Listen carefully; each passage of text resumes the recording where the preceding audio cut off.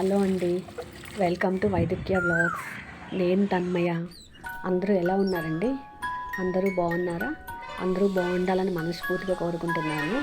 ఈరోజు వ్లాగ్ ఏంటంటే మార్నింగ్ నా మొక్కల దగ్గర నుంచి నా పూజ, బ్రేక్ఫాస్ట్ అండ్ నా లంచ్ ప్రిపరేషన్, చిన్న స్మాల్ వ్లాగ్ అండి.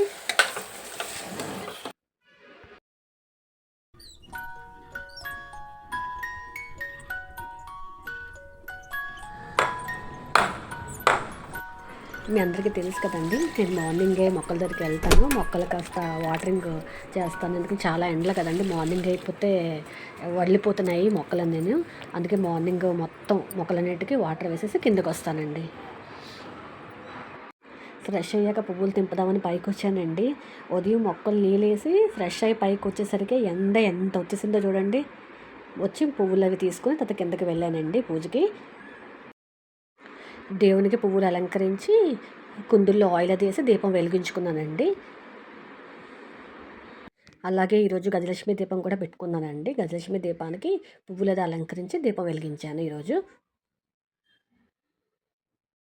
అమ్మవారికి అలంకరించినప్పుడు కొన్ని పువ్వులు పెట్టానండి నేను.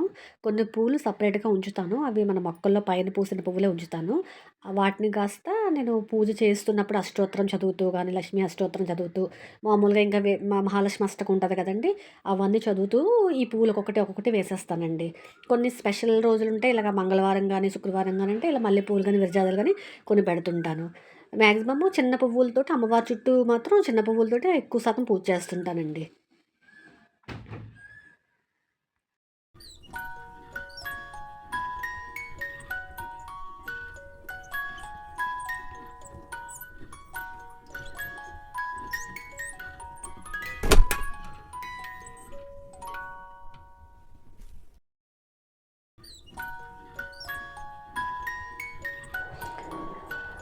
దేవునికి కర్పూర హారతి వెలిగిస్తున్నానండి. దేవునికి కర్పూర హారతి వెలిగించి నేను కళ్ళ కత్తుకొని ఇక్కడితోటి పూజ అనేది అయిపోయింది.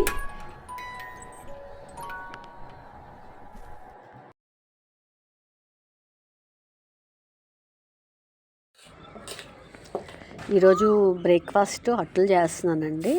అట్లకి కాంబినేషన్ కొబ్బరి చట్నీ చేస్తున్నానండి. ఎక్కువ మేము కొబ్బరి చట్నీ తింటుంటాము. ఒక్కరోజు మేము అట్ల ముద్దని ప్రిపేర్ చేసుకుంటే నాకు టూ డేస్ కంపల్సరీగా వస్తుందండి. 2.5 డేస్ వస్తుంది కంపల్సరీగా. దానికి ఎక్కువ మ్యాక్సిమం మేము కొబ్బరి చట్నీ చేస్తుంటామండి.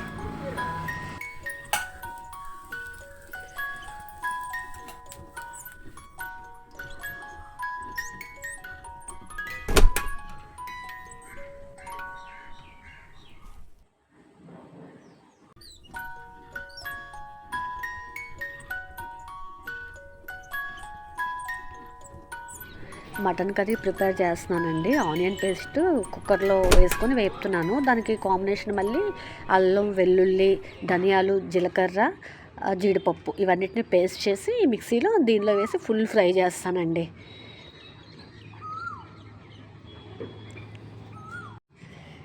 ఆనియన్ పేస్ట్, అల్లం వెల్లుల్లి పేస్ట్ మొత్తం వేసాను కదండి. మొత్తం ఆయిల్ పీల్ చేస్తుంటుంది. ఫుల్ వేపాలండి.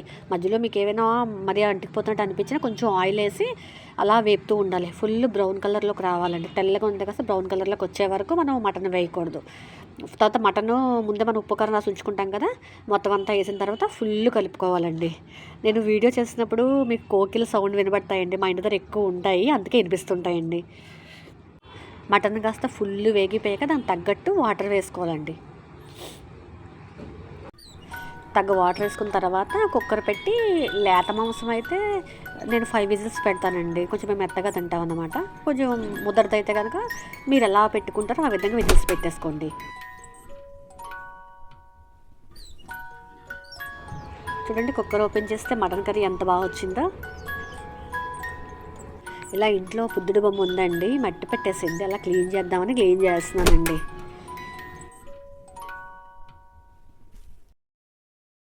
ఈ అమ్మ బొమ్మ కూడా ఉందండి మా ఇంట్లో. ఇది బుద్ధుడి బొమ్మ మట్టి పెట్టేసిందండి. అసలు క్లీన్ చేసుకుంటే అయిపోతుంది, బద్దకిస్తే అలాగే అయిపోతుంది అని శుభ్రం చేసుకుంటున్నాను.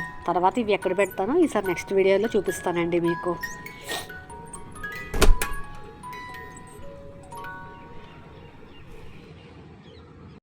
ఇలా బుద్ధుడికి ఈ పూసల దండ వేస్తానండి. పూసల దండ వేసి ఎప్పుడు పెడుతుంటాను దాని ప్లేస్లో.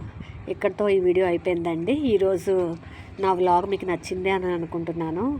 ఉదయం నుంచి ఇప్పటి వరకు నేను చేసిన పనులన్నీ ఈ చిన్ని వ్లాగ్లో మీకు చూపించానండి. బాయ్ అండి.